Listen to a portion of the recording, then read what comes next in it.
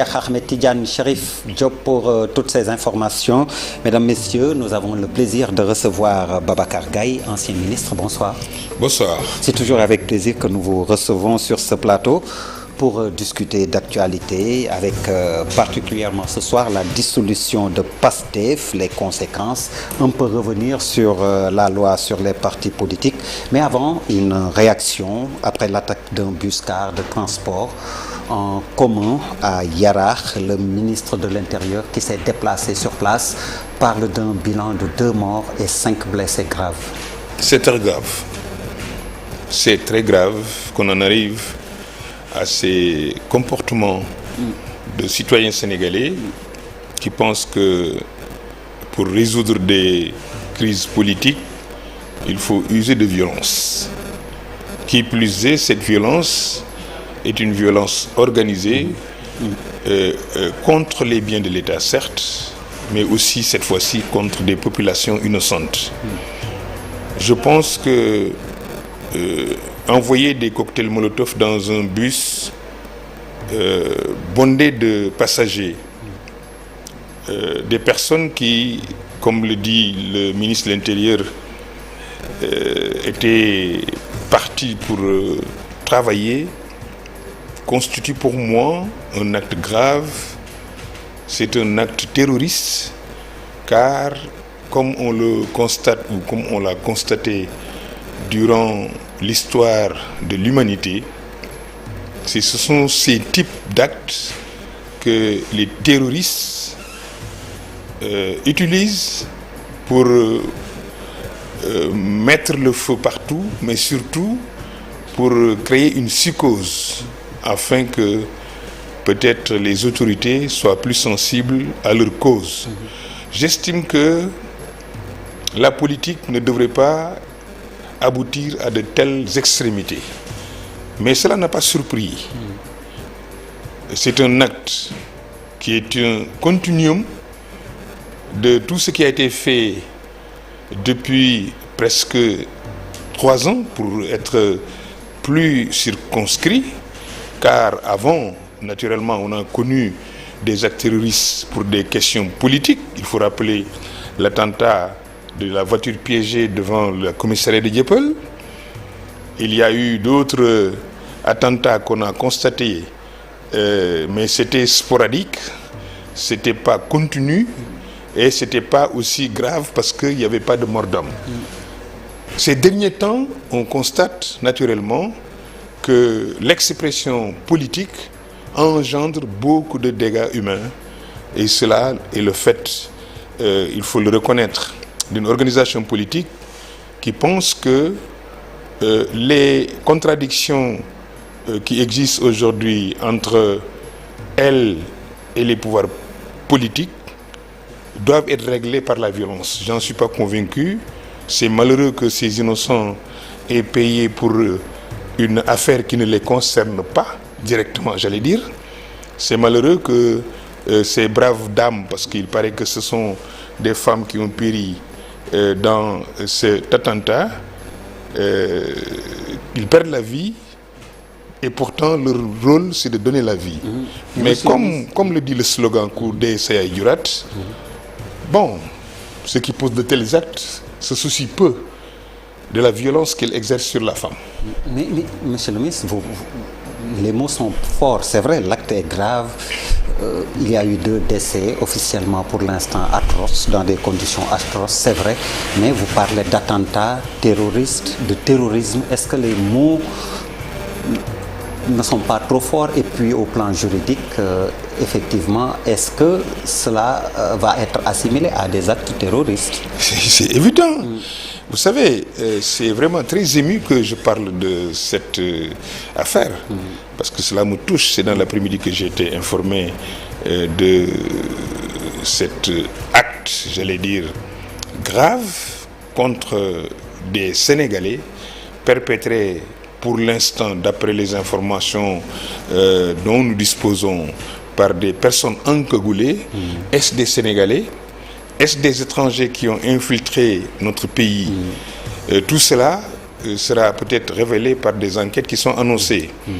Mais je souhaite que ces auteurs soient châtiés, qu'ils soient recherchés, arrêtés et châtiés pour les actes qu'ils causent et les dommages à notre société actuelle. Vous savez, pour moi, il n'y a pas de mot assez fort pour exprimer cette situation qui me semble être une situation nouvelle que nous sommes en train de vivre et que nous vivons tous les jours. Est-ce que les Sénégalais ne sont pas aujourd'hui anxieux? Est-ce que les Sénégalais ne sont pas aujourd'hui dans la terreur? Est-ce que les Sénégalais aujourd'hui n'ont pas peur d'aller au travail?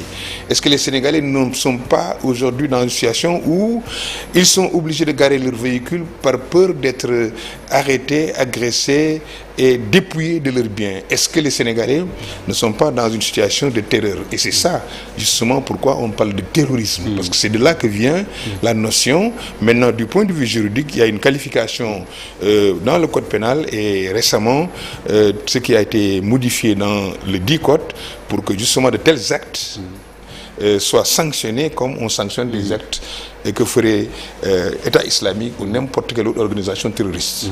Alors le prétexte de l'entretien, comme je le disais au début, c'était la dissolution de PASTEF hier par décret présidentiel. Pour vous, la décision est-elle pertinente? Est-elle fondée? Oui, elle est fondée du point de vue de l'acte qui a été édicté par le président de la République. Parce que l'acte, c'est-à-dire le décret signé par le président sur rapport du ministre de l'Intérieur, fait référence à la Constitution du Sénégal en son article 4, à la loi de 91-17 du 6 mai 1981, et modifié par une autre loi, la loi 86-36 du 12 octobre 1989. Chacun de ces textes a une histoire. Notre constitution, naturellement, a, dès le début, fixé les règles du jeu démocratique et des droits d'association, la liberté d'association encadrée par la loi, naturellement. Dans ces dispositions, il est dit de manière formelle que les partis politiques ont des obligations vis-à-vis de la loi. D'abord, en respectant notre choix d'être une république, une démocratie, en respectant aussi la diversité culturelle, religieuse, raciale de notre nation, mais surtout en évitant de se référer à une partie du territoire ou à une secte. Donc j'estime que l'encadrement est pertinent. Ensuite, en 1981, quand il fallait ouvrir le jeu démocratique par le multipartisme intégral, c'est l'œuvre du président Abdou Diouf, quand il est arrivé au pouvoir. Il y a une modification de la loi de 1976 qui permettait maintenant à tout le monde, à tous ceux qui le voulaient, d'aller dans le champ politique en créant un parti politique sans contrainte. Il suffit simplement de faire une déclaration conformément à la loi et au règlement. Il a fallu attendre 89, après les événements naturellement de 1988, qu'une autre loi ait été édictée, votée et adoptée, qui vient compléter les dispositions de l'article numéro 4 de la loi précédente. Et c'est à ce niveau justement qu'on retrouve des éléments qui peuvent fonder, selon moi, et la lecture que j'en fais, en attendant d'être beaucoup plus édifié, de ce qu'on a aujourd'hui appelé la dissolution du parti que vous venez de nommer. Il s'est agi naturellement de grief. Car si vous vous référez à la Constitution, il est question de démocratie, mais surtout il est question de respect de pratiques qui ne perturbent pas l'ordre public. Mais aussi qui préserve la souveraineté. Et si vous faites quelques pas en arrière dans l'histoire politique de PASTEF, vous vous rendrez compte qu'il y a eu quand même des velléités de son président de toucher à notre souveraineté, de se référer à une partie du territoire pour des questions qui le concernent personnellement. Je me rappelle, il disait, quand il avait été convoqué et qu'il devait certainement rendre compte de ce qu'on lui reprochait, que si on l'arrête, la Casamance devrait se lever et pour se battre contre qui? La Casamance ne peut pas se battre contre elle-même. Parce que la Casamance, de mon point de vue, est une partie du Sénégal. Donc la Casamance, c'est le Sénégal. Qui plus est, j'ai vu aussi les dispositions qui sont dans la loi de 89 qui interdisent de manière formelle le financement des partis politiques à partir de l'étranger. Je dis bien à partir de l'étranger, oui, j'ai bien soit compris, directement ou indirectement. Mais il est important que les Sénégalais comprennent que dans la loi, on a bien dit à partir de l'étranger, soit directement, soit indirectement, ensuite par des étrangers. Vous voyez donc la nuance qu'il y a eu. Cela peut signifier qu'on ne peut pas être un Sénégalais vivant à l'étranger et financer un parti politique au niveau local. C'est transparent, c'est clair. Et je me rappelle bien que le ministre... Mais est-ce que ce texte aussi ne pose pas problème? Là, on parle de financement, c'est vrai, mais de Sénégal... Un texte, tant qu'il n'a pas été modifié, tant qu'il n'a pas été changé... C'est pour cela que je pose le problème de la pertinence de ce texte. Quand même, des Sénégalais vivant à l'étranger peuvent bien, doivent même bien avoir le droit de financer un parti. Oui, ce sont des Sénégalais. Vous savez, le risque, c'est quoi? Personne ne s'oppose à ce que les Sénégalais contribuent à la vie politique et sociale de leur pays. Le danger est que l'on passe justement par ces Sénégalais, que d'autres personnes qui ne sont pas des Sénégalais, d'autres forces qui ont des intérêts dans notre pays passent par ces Sénégalais pour financer ou influencer le jeu politique en interne.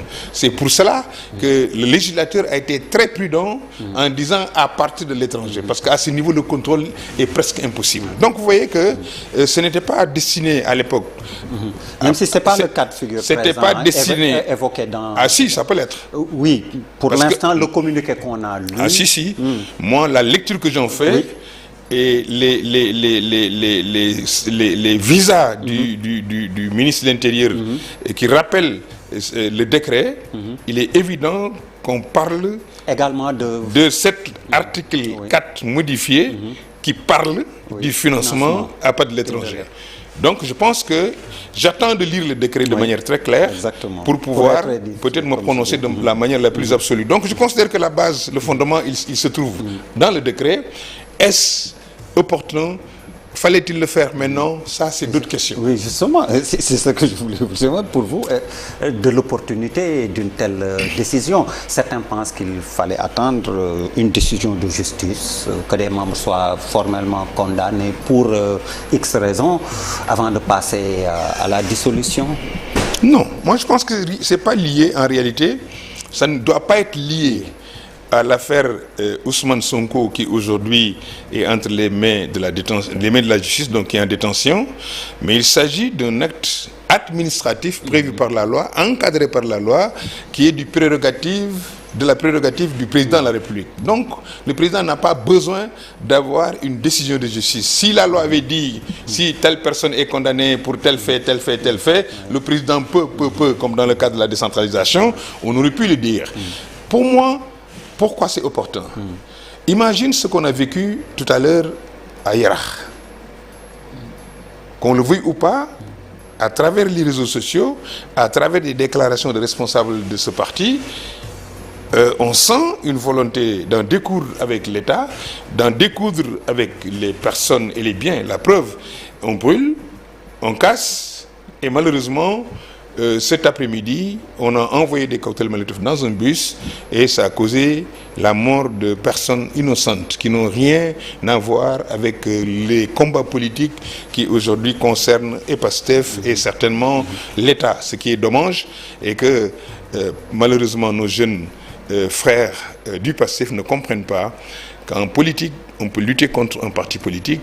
On peut lutter même à la limite de manière démocratique contre une personne parce qu'il incarne une idée de parti. Ou un régime. Un régime politique, mais on ne lutte pas contre un État. Et malheureusement, je constate aujourd'hui que ce sont ces immaturités qui ont fait qu'aujourd'hui, PASTEF malheureusement, qui est un projet porté par beaucoup de Sénégalais, aimé par les jeunes, est en train de se perdre dans leurs impérities. C'est dommage, le président Ousmane Sonko, c'est mon avis personnel, est l'acteur principal de cette situation pour être la seule constante, comme on disait souvent au Parti démocrate sénégalais, qui n'a pas pu comprendre que c'était moins sa personne que le parti PASTEF ou le projet PASTEF. Et aujourd'hui, on se rend compte que, d'une part, il a permis à l'État du Sénégal, j'allais dire à ses adversaires politiques, d'étêter son parti d'abord dans un premier temps, en mettant en prison, en arrêtant, ou bien en mettant sous liberté provisoire tous les cadres de PASTEF. Et aujourd'hui, Ousmane Sonko était seul. Imagine ce qui, demain, si Ousmane Sonko ne parvient pas à sortir de cette affaire, que deviendrait donc PASTEF? PASTEF, c'est vrai, c'est une idée, c'est une âme, tout le monde le sait, mais il faudrait qu'ils aient les moyens, les instruments pour pouvoir mettre en œuvre et réaliser cette idée et ce projet politique. Alors, vous posez une question qui amène ma question, les conséquences donc. Vous dites que deviendrait le parti. Pour les conséquences au plan politique, d'abord pour les élus, qu'est-ce qui va se passer? Je ne pense pas que la décision de dissoudre PASTEF puisse impacter l'éligibilité ou en tout cas le mandat de ces députés et autres conseillers municipaux et départementaux. Je n'ai pas connaissance d'une disposition légale qui voudrait que quand un parti est dissous, et toutes les personnes qui avaient un mandat ou qui appartenaient à ce parti politique devraient perdre ce facto leur mandat. Je ne sais pas si ça existe. De toutes les façons, je n'ai jamais vu cela et je n'ai jamais entendu parler de ça aussi. Par contre, quand ils démissionnent de leur parti politique, oui, la Constitution et la loi organique portant règlement intérieur de l'Assemblée nationale les déchoit de droit.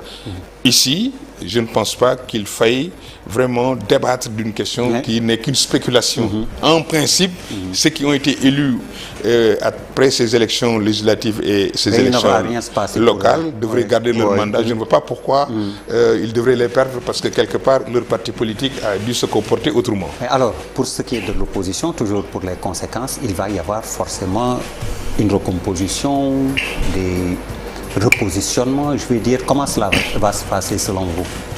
La recomposition et le repositionnement sont consubstantiels à la vie politique.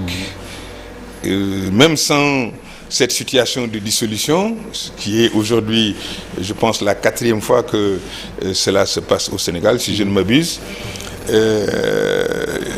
les partis politiques vont continuer à vivre, les hommes politiques vont continuer à essayer de faire aboutir leurs projets et leurs programmes.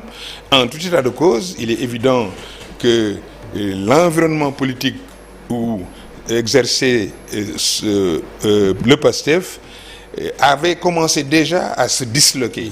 Je veux dire, il y a eu Askan Wi. Avec ces ambitions multiples, cette floraison de candidatures, on a senti des cassures qui commençaient déjà à apparaître, en tout cas à Yewwi Askan Wi. Si aujourd'hui, PASTEF, qui était membre essentiel, j'allais dire, de Yewwi Askan Wi, disparaît, je ne dis pas que Yewwi Askan Wi va disparaître. Mais en tout cas, Yewwi Askan Wi ne peut plus se mouvoir en ayant comme élément de soutien PASTEF en tant qu'organisation. Ça ne veut pas dire que les éléments de PASTEF ne peuvent pas être dans Yewwi. Mais Yewwi Askan Wi ne peut pas se prévaloir d'un soutien normé de PASTEF pour demander par exemple les suffrages des Sénégalais. Ça, c'est une conséquence. Qu'est-ce qui va se passer par rapport à l'arrestation de Ousmane Sonko, à son incarcération? Que va devenir donc son électorat si jamais il ne devient pas éligible? C'est des questions que l'histoire va trancher. De toutes les façons, bon, il y a déjà quelques remous entre alliés. Il y en a d'autres qui sont beaucoup plus proches les uns des autres. Est-ce que la dynamique Ousmane Sonko pourrait être transférée sur une autre personne? C'est des questions que seule l'histoire peut trancher. En tout cas, je souhaite que tous ces jeunes, toutes ces femmes, tous ces anciens qui ont porté leur espoir sur Ousmane Sonko puissent trouver un idéal autre que lui, si jamais il devrait partir de cette situation qui me semble être aujourd'hui très très difficile. Vous venez de répondre à la question que j'allais vous poser sur l'impact sur la prochaine présidentielle. Donc, Babacar Gaye, dites-nous, avec tous ces soubresauts qu'on connaît dans le landerneau politique sénégalais, est-ce qu'on peut parler de crise de la démocratie? Oui. Pour moi, il y a une crise de la démocratie dès lors que les acteurs ne respectent pas les règles du jeu. Pour moi, la démocratie postule que les gens soient dans une dynamique d'exercer leur liberté dans le cadre de la loi et du règlement. Ensuite, d'avoir une approche apaisée de la compétitivité, en respectant d'abord les institutions, en respectant l'état de droit, en faisant confiance aux lois et règlements, même si on a des récriminations contre ces lois et règlements, en attendant de pouvoir les changer. C'est ça le jeu démocratique, et c'est là qu'intervient naturellement le facteur majoritaire. Quand on a la majorité électorale, forcément on gouverne. Donc j'estime que les acteurs de la démocratie, dont les médias, vous en faites partie, il ne faut pas que je vous fasse que je me taise. Vous avez un rôle important à jouer, et je pense que c'est à vous d'être les principaux freins aux dérives que les hommes politiques peuvent souvent exercer, qui peuvent mener et qui peuvent mettre en danger la démocratie. Et je pense que chaque acteur politique devrait avoir comme perspective aller dans le jeu démocratique avec des idées, avec des arguments, bannir la violence, accepter les règles du jeu tant qu'on ne les a pas changées. Et les journalistes aussi devraient, de mon point de vue, les médias, jouer leur rôle en essayant de régulariser, réguler pour être plus précis, car tout le monde ne doit pas avoir la parole sur tout. Malheureusement, aujourd'hui, on sent que il faut faire le buzz pour faire de l'audimat, et que c'est ça qui peut-être fait la publicité pour faire vivre. Nous sommes aussi en démocratie, Babacar Gaye. Nous sommes en démocratie, juste sous le pressing de Pierre Da Silva. Juste une minute. Un mot sur la situation au Niger. La CEDEAO qui donne jusqu'à dimanche à la junte qui a pris le pouvoir pour rétablir Bazoum dans ses droits. Oui, c'est normal. Il l'avait déjà fait. La CEDEAO, elle l'avait déjà fait pour la Guinée, elle l'avait fait pour le Mali. Est-ce qu'elles vont aller au-delà de ce que la CEDEAO a fait pour ces pays précis? En tout cas, ce qu'il faut retenir, l'Afrique n'a pas besoin de ce qui s'est passé au Niger. Aujourd'hui, il y a une bande d'instabilité du Soudan jusqu'en Guinée. Exactement. Il n'y a que le Sénégal aujourd'hui qui n'a pas connu ces méfaits. Malheureusement, nous sommes pleins là-dedans. Je prie Dieu que les velléités de déstabilisation ne réussissent pas pour que nous puissions rester ce îlot de paix dans cette bande de feu. La CEDEAO a normalement obligation de remettre l'ordre constitutionnel, parce que je condamne tout coup d'État. Est-ce que la CEDEAO aura les moyens de pouvoir imposer au Niger, sans que cela ne coûte des vies humaines, une destruction des infrastructures d'un pays le plus pauvre au monde, ou parmi les plus pauvres au monde? C'est ça justement l'hiatus. Et malheureusement, j'ai appris d'ailleurs, je ne sais pas si c'est une fake news ou pas, que le Sénat nigérien n'a pas accepté que le Nigeria s'engage en guerre. Je ne sais pas quelles sont leurs procédures. Si c'était en France, le dossier serait revenu à l'Assemblée nationale pour que, si l'Assemblée décide maintenant un dernier ressort, la déclaration de guerre serait valable. Merci beaucoup, Babacar Gaye. C'est moi. Merci à vous également, mesdames, messieurs, de nous avoir reçus chez vous. Excellente suite de programmes sur la TFM, la télévision Futur Média. Merci, bonsoir.